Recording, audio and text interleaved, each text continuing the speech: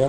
Bueno, habiendo tenido conocimiento de los hechos que se le imputan y que ha asumido Jorge González, por acoso sexual a los niños y a las niñas del deporte, nosotros queremos transmitir nuestra más enérgica repulsa a esa práctica y a esa actividad y nuestra máxima condena.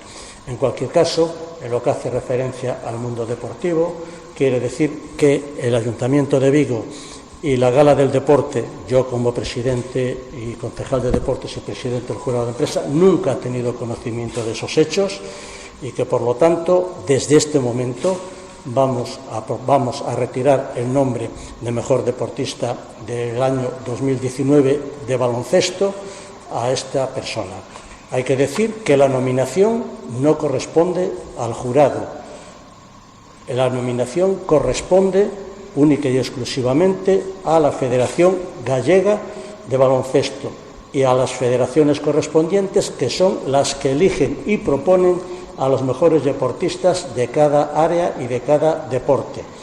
El jurado no entra a valorar a esas personas, puesto que es única y exclusiva competencia de la Federación Deportiva correspondiente. Nosotros, una vez que tenemos conocimiento, ya nos hemos puesto en contacto con los organizadores de la gala y los patrocinadores y con la Federación Deportiva para transmitirle que desde este momento le retiramos el cargo y el nombre y el título a esa persona.